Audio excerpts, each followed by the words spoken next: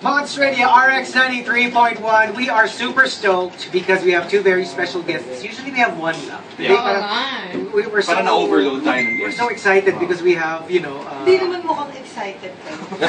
Parang hindi naman, parang relax. Actually, you know, if they want to hold the mic, kasi everyone's saying they can hardly hear you both. Oo nga eh. Yun! Wow! Ang lalim ng boses ni Sam. Okay, no, but that's the thing. We have Eugene Domingo and Sam Milby. Yeah, wala nang miss and Sam Milby in the RX. Tapos kay Sam Milby napunta yung miss eh. We have Eugene Domingo and miss. Thank you so much for having us. No, thank you guys for Di ba, joining us. nag-request? You know, Guest nyo naman ako. So, exactly. They were telling me after they went on your game show, na you said, Favor, can I guest on your show? Oh my God, is she kidding us? She's asking us? Of course. You know, we're very open Because to I'm a fan. This is actually weird for me because I listen to you when I drive. While driving, going to work, to our shooting. Wow. Diba? I texted you. And then we greeted... yes, this is weird because sabihin na Miss Eugene. face to face ko na nakikita ko na kayo na nagtatrabaho. Hindi ka naman masyado na-disappoint sa mga face-to-face. Hindi, ganito naman ako imagine ko. Maputla!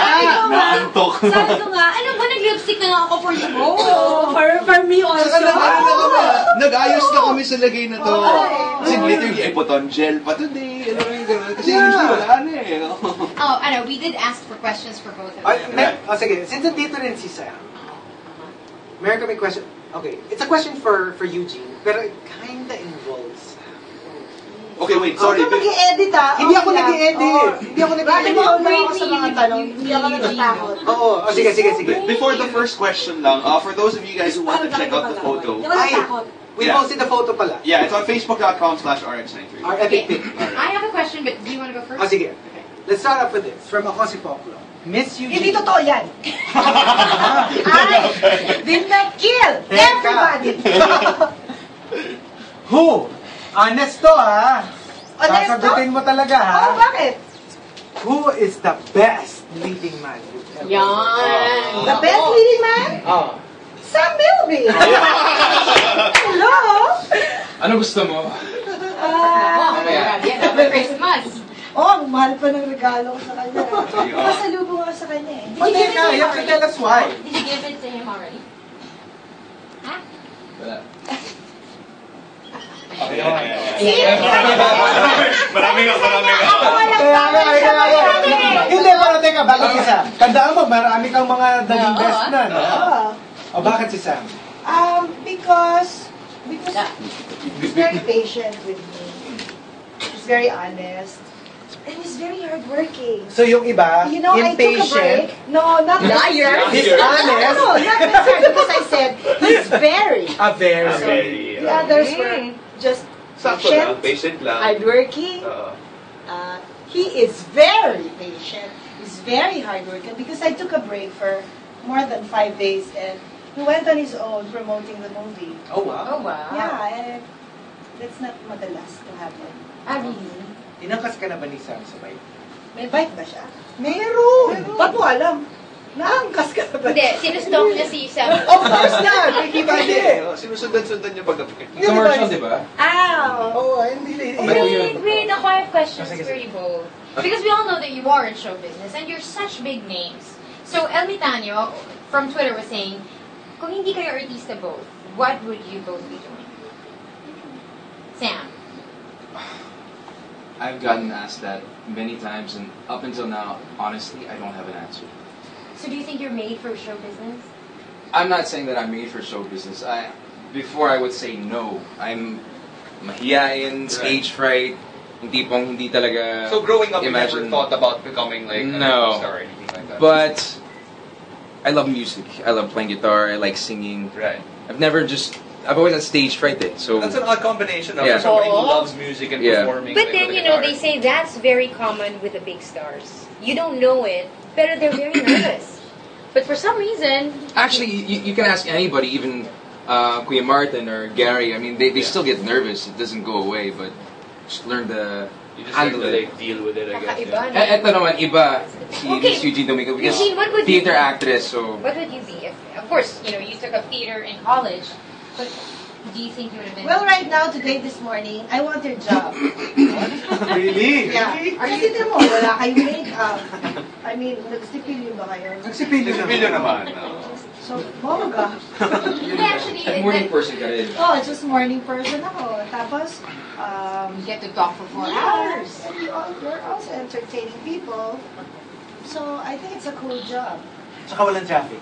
Oh, yeah. Kasi by the And I time think you you're leave the paid house... very well. Ay. Baka siya lang. Tawa na lang tayo! Ay. Si Chico rin yun ang reaction. We're Okay, we do well. But it's not about us. It's about you. So let's swing it back to you. Oh, sige, ito. From Louise. Louise is a huge fan of yours. Theater Hi, days mo pa lang Louise. daw, she's been a very huge fan of Thank yours. you. According to her, ano yung mga na-apply mo na theater stuff in The movies. in the movies? Kasi di ba, it's a totally different art. Wala na, nakalimutan ko na lahat. Lahat? Sinira na lahat. Kasi di ba sa theater, everything is big. Everything is Everything is exaggerated. exaggerated. So, pero pag movies, parang naka-close up talaga sa'yo. So you have to adjust. Yes, you have to adjust. Diba? The first time na na-experience ko acting for the camera, ang laki-laki nga nun. Acting ko. Because sa theater, di ba, kailangan... everything exaggerated Oo. kasi you're thinking Fighting about the person thousands who's sa the likod, pinaka... yeah. At the back. Right. So your voice is more projected, etc., etc. Your expressions from kilay to your toes. And body movement, Yeah. diba? Very So, important. pagdating sa TV, acting for camera is very technical. Actually, you're acting for the technical people. So, if you know that it's a close-up, so you try to minimize your expression. Have you ever been told by a director na parang Eugene, tone it down a little bit? Of course. Ah, really? Yeah. How do you It's take easier. that? It's easier to tone down. How do you take that kind of direction? Is it... Parang kunwari, like I'm sure like whenever you're acting kasi for a certain scene, like you already have something parang a preconceived notion of how it's supposed to go. Like That so, is very wrong. really. Yes. It's all Talaga. talaga. When you prepare for the most practical things, like what do you need for the day, but you don't prepare for the scene, or you're emotionally prepared already because that's going to be wasted.